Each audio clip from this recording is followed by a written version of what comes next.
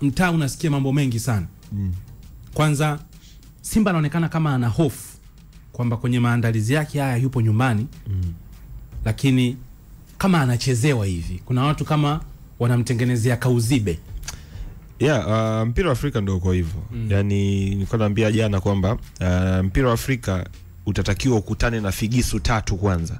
Na hizi figisu 3 ni nje ya uwanja kabla hujauendea mchezo wako. Figisu ya kwanza itatoka kwa mpinzani unayecheza naye. Unacheza dhidi ya RS Berkane, anakuandaliaje figisu zake yeye binafsi? Either ni kwenye issue kama hivi ya maamuzi ya uwanja ama issue nyingine ambazo zita rise up pale ambapo utacheza dhidi ya RS Berkane.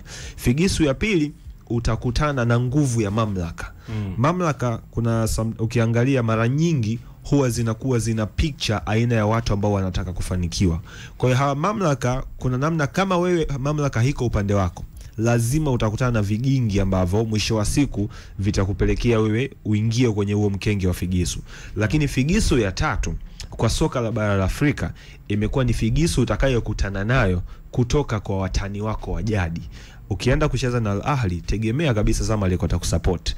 Ukienda kucheza na Mamelodi, tegemea Orlando pamoja na Kaizer watakusupport. Ukienda kucheza na Raja, tegemea kabisa Wydad watakusupport. Ukija kucheza na Simba, tegemea Yanga watakusupport. Ukija kucheza na Yanga, tegemea Simba watakusupport. Huo ndio mpira wa Afrika ulivyo. Kwa hiyo sasa Simba wao wanajua, hii sio mara yao ya kwanza. Wanajua kabisa kwamba kwenye maandalizi ya mchezo wowote ule wa kimataifa kuna figisu hizi na hizi na hizo watakutana nazo. Kwa hiyo tayari ukiangalia figisu ya kwanza ambayo ni versus RS Berkane, ile unaweza kusema Simba tayari ameishindwa kwa sababu RS Berkane vitu vingi vinaonekana kwenda kwa upande wao nje ya uwanja. Kwa hiyo ni figisu gani ambayo Simba anaweza akailimit? Hii figisu ya huyu mtani wake wa jadi. Huyu ambaye anaweza akamtengenezea mazingira mgeni akajihisi yuko nyumbani. Mgeni kujihisi yuko nyumbani inategemea na nani anayekuchongea njia yako ukifika kwenye ile eneo la ugeni, ukiwa uko ugenini. Kwamba bwana tunakaa hoteli fulani, tutakaa mtaa fulani. Unaotakiwa kuzungumza nao ni 1 2 3. Hawa watakuandalia logistics za aina 1 2 3. Unavoenda uwanjani taratibu ni kupita kwenye 1 2 3.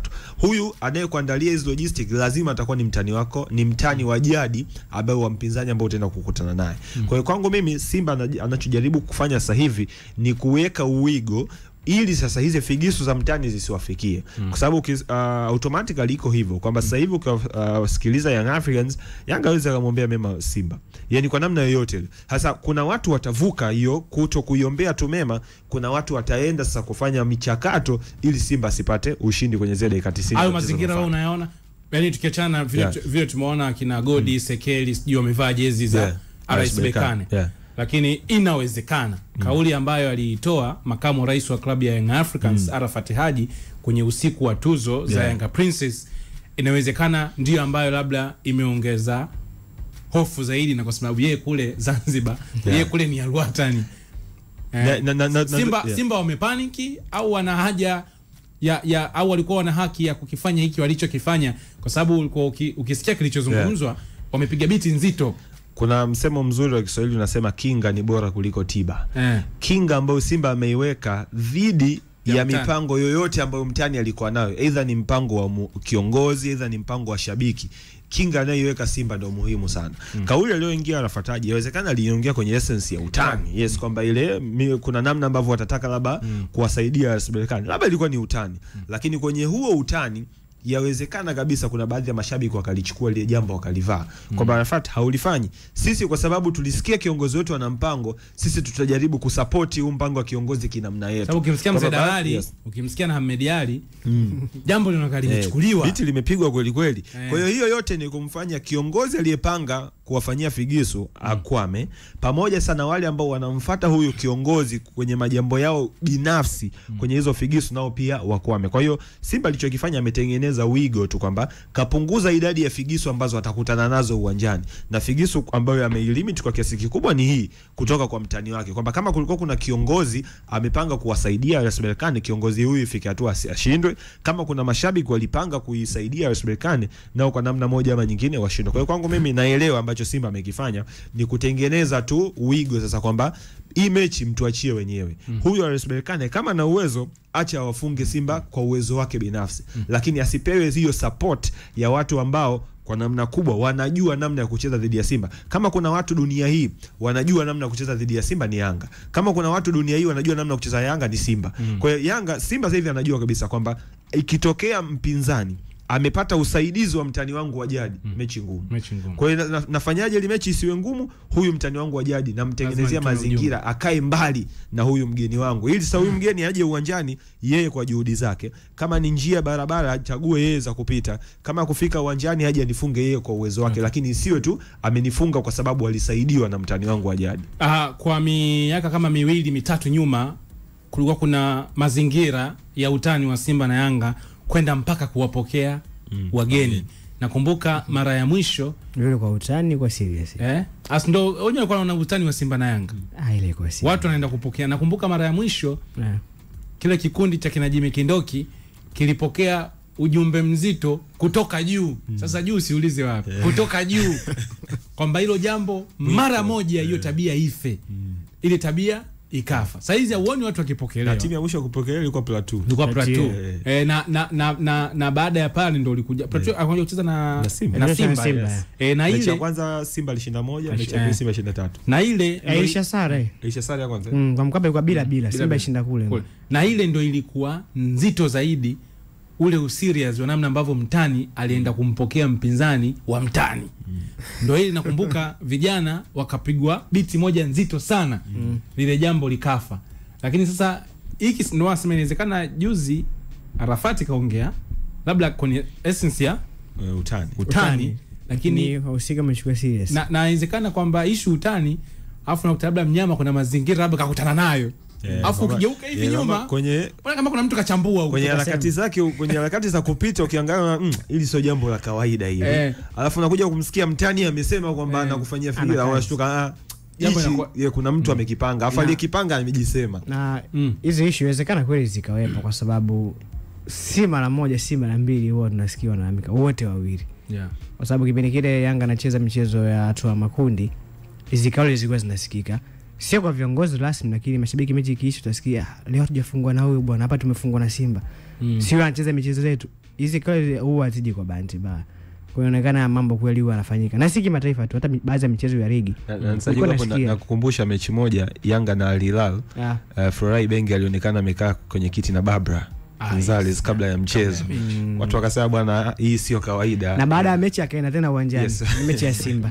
Kwa hiyo mambo unaona kama hivi hayatokei kwa bahati mbaya. Inawezekana kaa yapo. Inawezekana kwa mtu ambaye yupo nje kwa macho ya kawaida usiyaone, lakini wao wenyewe huko ndani wanajua, ndio maana wanafanya hivyo. Hii ni sehemu ya testi ya finali kwa Simba. Hata kama ikitokea akachukua kwamba ni finali fulani hivi ambayo ukitokea wameshinda, watapaswa kujipongeza au kujipiga kifuani kwamba walipambana kwenye maeneo mengi. Test ya finali kabisa. Na kabla hapo juu hata finali ile ambayo Yanga aliicheza, kwa shabiki mmoja wa Yanga mimi nilimsikia akasema ile mechi Simba waliicheza. Waliichezaje?